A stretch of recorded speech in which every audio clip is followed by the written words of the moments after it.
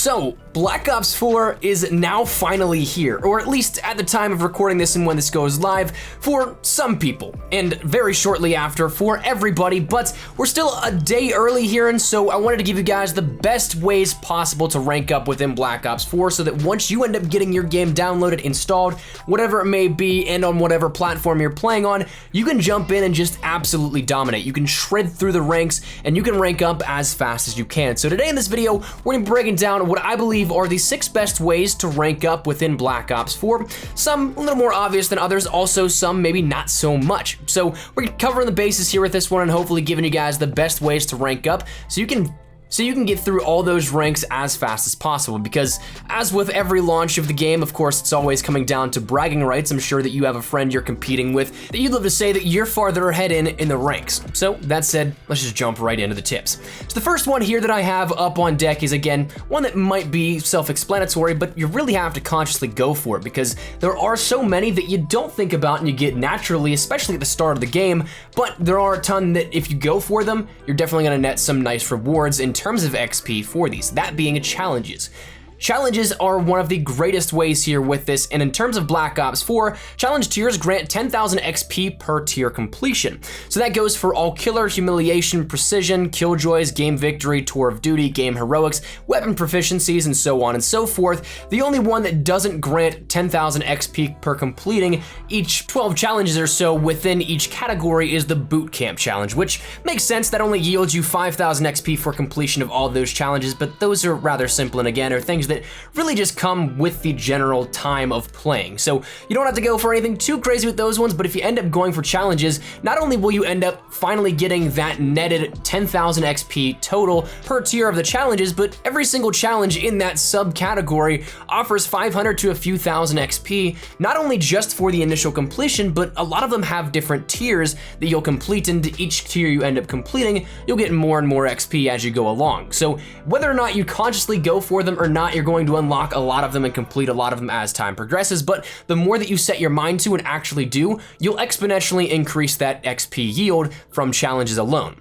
Now, another set of challenges that you can end up playing around with are camo challenges. And so camo challenges are something that the challenges at the lower tiers, the headshots for say 5 to 50 headshots, those don't yield all that much, but when you end up taking a look at some of the higher tier rewards, that's when it starts to get good. Once you get up to the 50 and up, Bengal camo, which is for 50 headshots, that is 2,500 XP, Massacre is 3,500 XP for 75 headshots, and Red Tiger is 5,000 XP for that 100 headshot completion out of your performance. Now that's one category of camos. You have technical and mastery camos as well that go above and beyond. Those technical ones being the ones that don't deal with headshots, but more so the attachments and the rapid kills and bloodthirsties, things like those. And then your mastery is gold, diamond, and dark matter, to which each one of those, whenever you end up completing, the mastery ones are 5,000 per, so you get at least 5,000 XP per gold weapon you end up getting, plus diamond when you complete that entire tier of category of SMG rifle and so on and so forth.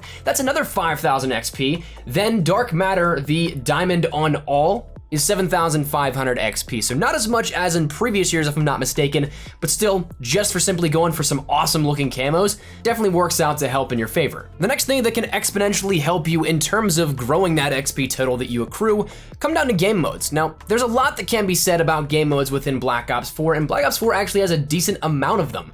You end up having in core alone, control, heist, free-for-all, kill confirmed, search and destroy, domination, hardpoint, and TDM, with also thrown in the mix the chaos TDM, mosh pit, and capture mosh pits, plus you have your hardcore modes of hardcore free-for-all, hardcore TDM, kill confirmed, domination, and search and destroy. So you have a decent amount of things that you can end up choosing from whenever you want to go and play a game mode. But some of the things that I've found here from not only just some early time on the game last week out in Los Angeles, but also playing a little bit here throughout the past 24 hours or so as servers went live, is that Control is, to me, pulling out to be an early contender for great XP totals this year.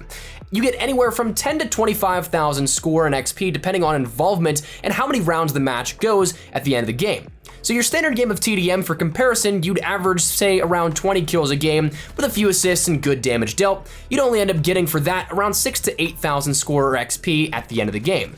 So TDM is probably half of that time of a Control game, but it yields less than half of what a game of Control would. Another solid and continually throughout the years choice for XP is Kill Confirmed. Now this is something that of course plays just like TDM, fast paced, doesn't last all that long, and can get you in and out of games very fast, and so therefore you can rack up totals rather quickly. But Kill Confirmed offers, in terms of the breakdown of score, 50 points per kill, 50 points per confirm, 25 points per teammate confirm, and 25 points per deny. Now of course, as you play the objective, that's something that will definitely make that bonus go all the way up, because once you start to chain those together, you kind of lose track of how much you actually do for your team and how much score it actually nets you, so at the end of the game, you're left with a pretty hefty total of XP. So Kill Confirmed, if you want something that's quick, easy, and just get in, get out, play the objective and Kill Confirmed, and you'll end up having some great fruits of the splendor after that. Now, pretty much anything as well hardcore right now seems to be pretty solid as well. And yes, hardcore is in this game, no health regeneration as always, and if I'm not mistaken, you're depleted down to 30 HP to start per life. And this is something where you'll probably get a ton of medals, and that's really what ends up playing into the hands of helping you out here at this one. Things like near-death medals are insanely good for XP, and if you take even the slightest hit of damage, you're already near death. So in hardcore, while it's something that you die very quick, you can also finish off enemies very quick. So it's kind of a trade-off there that comes down to just simply playing for not only objective if you want to play it like that, but also playing for those medals. And again, playing objectively now, if you do play in objective mode, whatever you do, make sure you play the objective. Now, it makes sense, of course, obviously, because you end up getting a little bit bigger of a bonus in terms of a match bonus for a win, but you also end up getting more XP as you simply play the objective, because not only do you capture the objective and get score for it, you also get more score and XP for kills on the objective. So play that if you have the opportunity to, and not only help your team, but help yourself out as well. The next thing that is a really big tip here that again, you might not necessarily think about all that much is medals. We talked about this very briefly in just passing a few seconds ago, but medals are something that are actually pretty crucial for XP. Each medal, believe it or not, actually has a subliminal bonus, if you want to call it that, where you get XP for every single medal. It might not be anything too substantial, but as you play the game, Bloodthirsty, Payback, whatever it may be, every single time you play a game, you're probably gonna come out with a few dozen medals at least, and probably a few dozen of different medals. So it's possible you can end up just absolutely tearing through the XP, but if you can consciously go for ones, that helps out, obviously, because you end up getting more XP because you know what you're looking for here with this. Things like jump shots, I think objective kills and objective plays as well help out tremendously. And in the past, things like nuclear streaks have offered, once you get to that unstoppable range, which is 30 plus, or 30 and then 30 plus, it's about 1,000 XP per kill. So that really starts to add up if you can get on a streak like that, but still, while not every medal will grant you 1,000 XP per medal, the same principle does apply, where it will definitely, if you can go for them, start to add up very quickly. The next thing I want to mention is actually just gunplay, because this one, believe it or not, actually has a lot of use to using every single weapon early on. If you can, use as many weapons as possible, not only for camo challenges like we mentioned, but also simply for ranking them up. Every single time you rank up a weapon, you get an XP bonus, and then again, if you end up prestiging that weapon, so that you can end up obviously doing it all over again.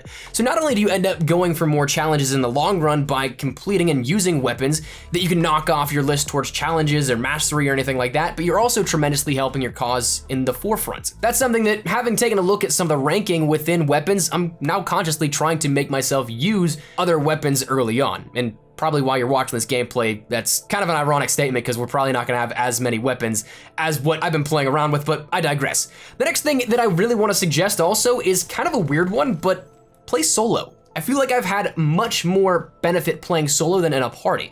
5v5 within Black Ops 4 changes the entire dynamic of the game and the multiplayer experience. It makes for less XP in terms of just taking out your competition, and if you play in a party, chances are you'll be of relatively some even skill, which then can take the potential for gains and equally distributed among your party, rather than having the potential for you just lighting up the lobby as a solo pub stomper, if you will. If you're one of those people that ends up finishing atop the lobby every single game, this is definitely one of those scenarios in which you will thrive solo within this game, though it might be a little bit more agitating. And the final tip that I have here for you guys is, again, one that you don't really think about, especially if you end up lobby surfing and trying to have those good lobbies that you can stomp people with.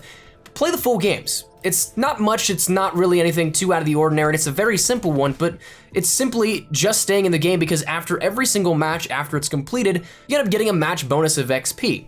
So while it's not all that much, it's usually less than 1,000 XP. Sometimes it will peak over, in some very rare occasions, it'll go astronomically higher than that sometimes. But if you end up simply playing the game and staying in, over time again, it will definitely help out a lot. With that said, that is our 6 little tips here with this one. If there's anything you guys want to add, feel free to let me know your thoughts in the comments down below. Love to get your feedback, and of course, if these help you out in any way, shape, or form, love to get your feedback as well. Is there any in particular you didn't really know about, or you didn't really consciously think, man, that would actually be a good idea, or maybe oppositely, that'd be a bad idea? Let me know your thoughts in the comments down below. Love to hear them, but hopefully you guys enjoyed the video. If you did, make sure you drop a like down below. If you are also new to the channel, make sure you guys subscribe so you don't miss a single thing regarding all things Black Ops 4. Black Ops 4 is, again, relatively close to launching, or if not already launched by the time you watch this. So if you guys want to stay up to date with all things Blackout, Black Ops 4 multiplayer, zombies, tips, tricks, guides, information, all that good stuff, we got you covered right here up on the channel, so don't go anywhere, stick it right here, hit that subscribe button for more. And if you guys also want to follow me over on Twitter and Instagram, those are the best places to get connected outside of YouTube. Practically live on both those, and I'm getting a little more active, I think, on Twitch soon here, so if you guys want to follow that as well, those links are, of course, all in the description. But all that said and out of the way, thank you guys all so much for watching. Mine has been Espresso. Get out there, rank up, have some fun, and I'll see you next time. Peace.